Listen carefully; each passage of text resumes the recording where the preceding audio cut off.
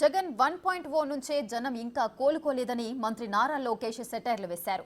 జగన్ 2.0 అంటే ప్రజలు ఏమైపోతారో అని అన్నారు లోకేష్. ప్రజలు ఇచ్చిన తీర్పునకు అనుగుణంగా ఏపీలో కూటమి పాలన నడుస్తోందని ఆయన చెప్పారు.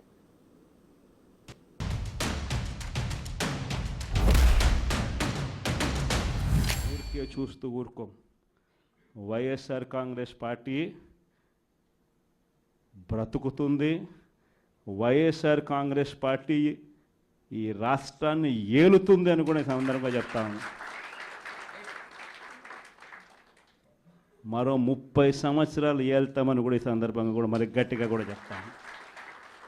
కాబట్టి ఎవ్వరూ కూడా వైఎస్ఆర్ కాంగ్రెస్ పార్టీకి సంబంధించిన ఏ కార్యకర్త వెంటిక కూడా పీకలేడు అని చెప్పి కూడా ఈ సందర్భంగా చెప్తాను. ఇది ప్రతి ఒక్కరూ గుర్తుపెట్టుకోండి.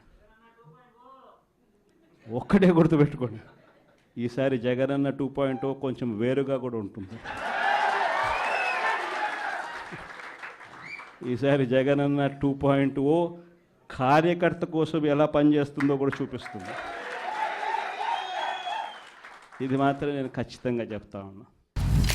ప్రజలు ఇంకా 1.0 నుంచి కోలుకోలేకపోతున్నారు స్వామి.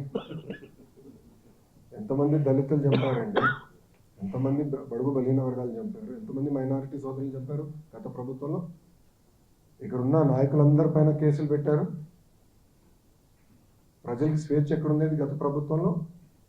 మేము బయటికి రావాలనుకుంటే మా గేట్లకే తాడు కట్టారు కదా అన్నాడు. నా పైన 23 కేసులు పెట్టారు, ఎత్తుంటు మర్డర్ కేసు పెట్టారు, ఎస్టీసీ కేసు పెట్టారు. శాశ్వత భూ హక్కు చట్టం అని తీసుకొచ్చి ప్రజల భూముల్ని కాజేయడానికి ప్రయత్నించారు. ప్రజలు మర్చిపోయారనుకుంటున్నారా? ఆయన ఎవరు మర్చిపోలేదు. ఎన్నికల ముందర కూడా నా ఇంటర్వ్యూ ఎవరు పీకలేరు అన్నారు. ఏమైంది?